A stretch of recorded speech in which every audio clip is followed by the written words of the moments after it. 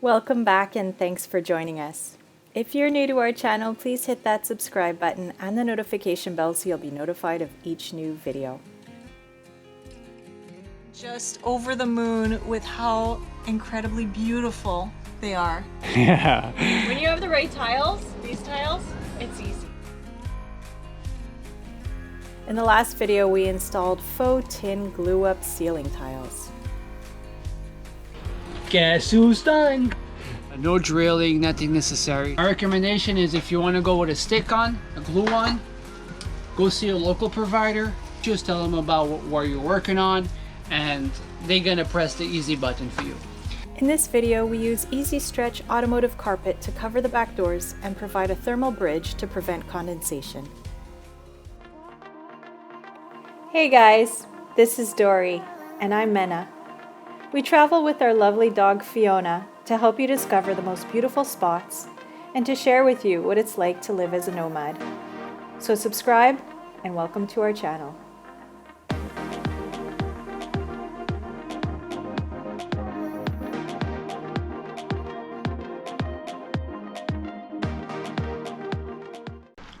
Hey, good morning YouTube family. So today is Saturday. It's about 8:30, early day for us. We're back at the shop. We've worked on the carpet already, but we had to remove it. We did vlog, but we never made a video about it. So this is probably one of the final big pieces we have to put carpet. So it's going to be the perfect occasion to explain what we did. So four-way carpet, it's that stretchy material. On eBay, it's called EZ-ier. So I know that in the UK, they call it four-way stretch, and I had a really hard time finding it because I watched a video of someone who had done it in the UK, and they were saying four-way stretch, looks all over eBay, Amazon, Google search, could not find it except in the UK. Over here, it's under the name EZ-ier carpet, and it's been a dream to work with. I just love it. They have the stretch, and they have the one that doesn't really stretch. And the advantage of having the easy stretch is if you do mistakes, it's easy to place it there. This door is done, right? So let's say if you would be missing a little bit on the side, and if it was not the stretchy, it would be hard to get it there. So because it does stretch, it allows you for more errors. So we had to redo that door just because we flipped this. It was the first one we did, and this side was glued on to the door. So now I don't know what kind of difference it does, but just visual, the color was a little off. It did bug us enough to remove it, and anyway, we needed to place a second order because the first time we ordered, it wasn't enough. So we said, since we're going to order, let's just order a little bit more so we could recover the door. The good news is that even though it was glued on for a few days, I would say maybe a couple of weeks, it was easy to remove.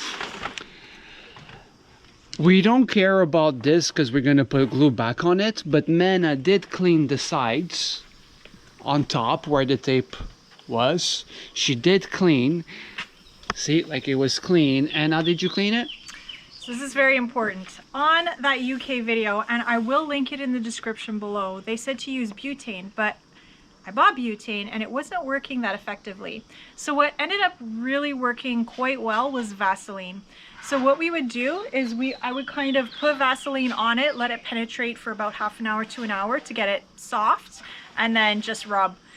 Then once it's gone, you just clean the area with alcohol to remove the greasiness of the Vaseline.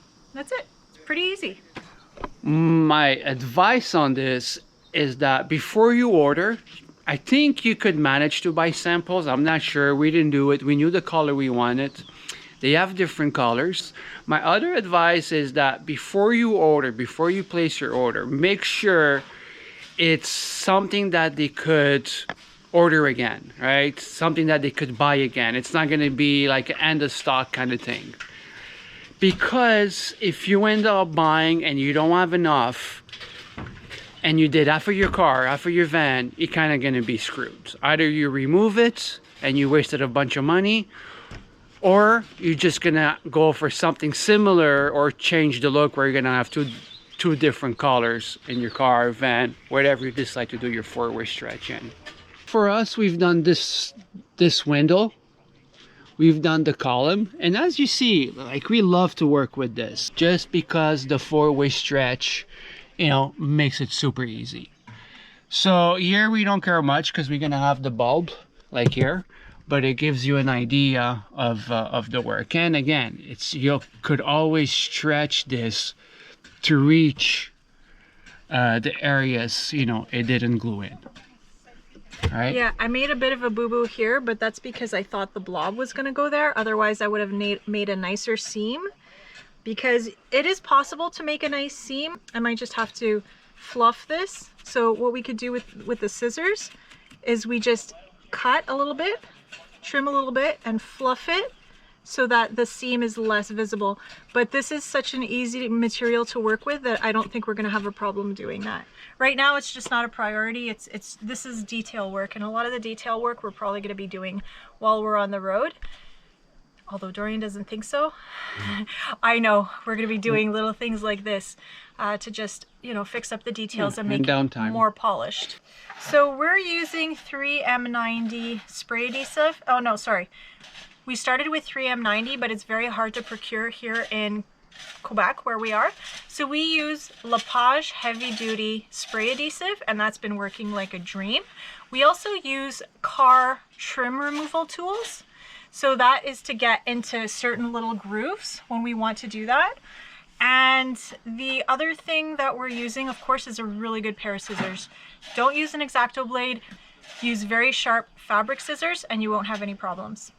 And also, make sure that when you're cutting the piece, you cut it bigger than you think, because when it conforms to those curves, oftentimes you end up realizing that you're a little bit short, you cut it a little short. So kind of get a big piece that's much bigger than your area, okay? Well, not much, but quite bigger than your area, and save your last minute cuts to the very end, because you don't want to run out of fabric, because then you're going to have to do a little patch. And I could show you what happened when that happens. So I did that over here. So I ended up not lowering the fabric, so I put too much of the fabric up at the top and I didn't lower it enough. So what I ended up having to do is I ended up having to patch it. Now, it's not super noticeable. I'm okay with it. But if you can, you want to avoid having to make those patches because you want to make it look as seamless as possible. So we're going to work on that door. We're going to show you guys how we're doing it, so you have a good idea. And again, everything will apply to whatever you're covering, right? So it will just depend on the surfaces if you're doing, if you have to trim around the window or around the door or whatever. But everything is pretty much, you know, similar. First thing we're going to do is we have an idea about the measurement of the door we need. We're not going to cut the exact fit. We actually want it a little bit bigger than the door. And once we have our piece, we don't cut it down. What we're going to do is we're going to put the adhesive underneath this tape. We put it here so we want to protect it. Anyway, we're going to put the adhesive here. We're going to start gluing the top down, just the top. All right, we're not going to put any more glue down, and then we're going to start stretching it down so it's fitting nice and properly. And when we see the fabric it's nice and fitted, we roll it down, make sure everything looks kosher towards the bottom. Mena goes under, she lifts it, she will spray some more, and we keep rolling it down. So we don't put any adhesive all the way down until we've reached the bottom section. So first step is done. We just sprayed some glue on the car and in the carpet as well. So it says to wait 2 to 5 minutes. Once this is going to be holding nice and tight, it's going to be easy to start stretching and spraying more glue and gluing it down. So one step at a time. This is how we get up and down. So what I forgot is that we have to remove the plastic that's over here. So this piece And this one keeps coming out of its hole, but it's fine. The other ones are fine. So this piece of plastic we actually have to remove from the door before we continue. So I'm going to do that now while we're waiting for the glue. So what we did is we applied glue on both surfaces, the van and the car. And we're going to wait 2 minutes, so we put a little stopwatch. So 2 to 5 minutes before you kind of smush it together. And that way it gives it a chance to get tacky. But when you're doing that, you want to keep in mind that you want to have someone on the left and you want to have someone on the right, kind of stretching it sideways so that when it's coming down taut. And that's going to actually improve the look of the carpet so it's not all wavy and bumpy and stuff like that.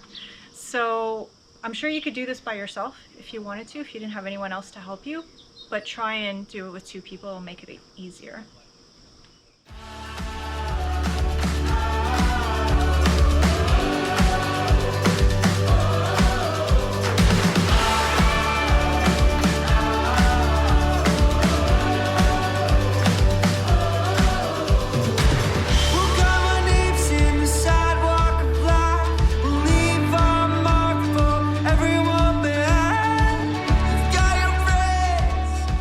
That's the trick. You just gotta keep stretching it slowly so you end up having something that's gonna look nice and straight, right? These are the van lines, so it is what it is.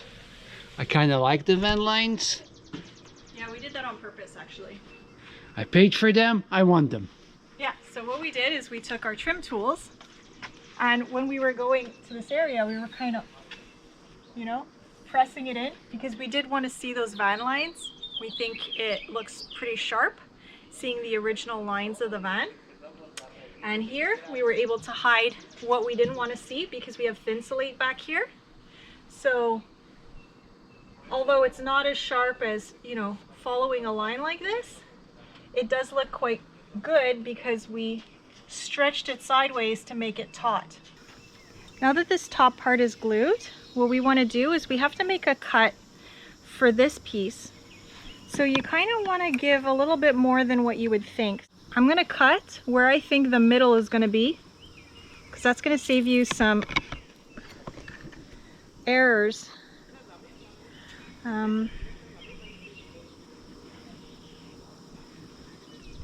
Right? And then you just go a little bit at a time,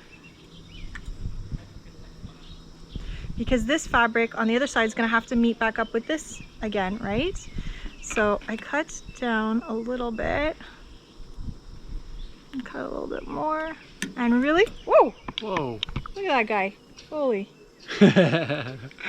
Wants to join the party. Go! Go! Dude, I'm trying to save you. Go! There he goes. Okay. So you really want to do this a millimeter at a time. And I guess if you're in the States, 1/8 of an inch at a time. And do it.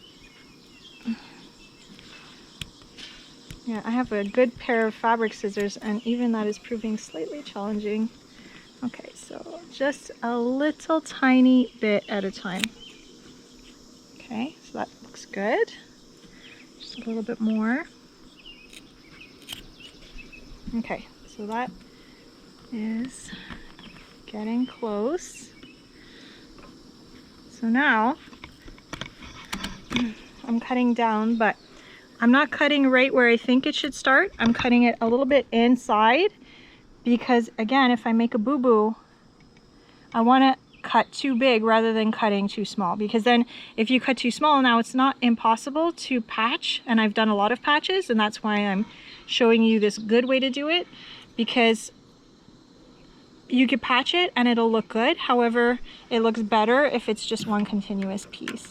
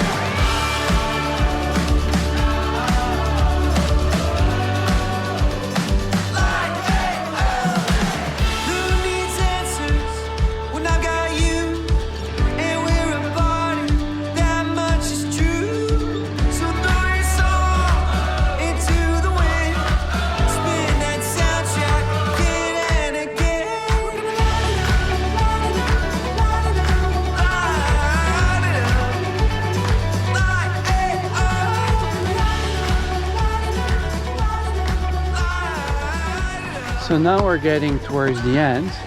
As you see, Mena taped everything that we don't want to get glue on. And you just keep stretching your fabric down. And then you work the corners, but what's important is you don't want any creases here. There's a hole! Just kidding. It's for the speaker.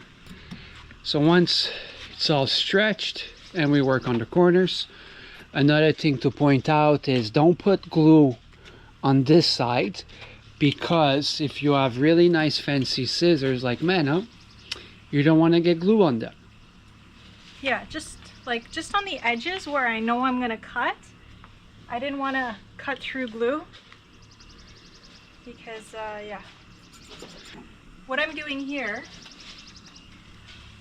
taking the scissors and I'm kind of creating the line where the crease is, and then I cut. So now that my line is made, okay, you see that you can still see it. So now I'm going to cut about a 1/4 inch from that line. So I want a little bit to tuck in to the rubber. Yeah, we tuck it in the rubber. We've seen some people remove the rubber, but since her van is brand new, if it was an older van, I probably would have replaced the rubber and then put it on. Just don't want to touch it. And anyway, it's super easy to tuck it in with the trim tools. Yeah. So no biggie. And it leaves a nice finish. So now I'm just doing a little bit of detail work. I'm really going like a 1/4 inch at a time, because it's really easy to cut off too much with this fabric, and having done so many pieces now, we've learned that the hard way. Yeah.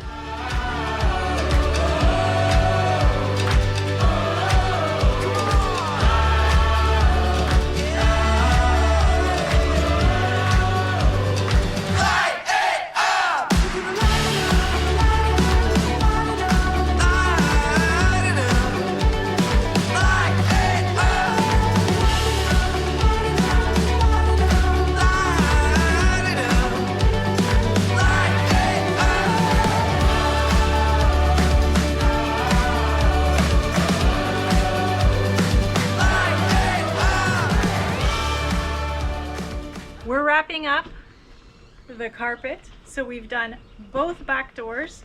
We've done around the window on the driver's side. We may or may not do the sliding door, but for now, today, this is done. So as you can see, I still need to do a little bit of fussy detail work here, but that's gonna be done on a day when Dory is working on something and I'm kind of twiddling my thumbs.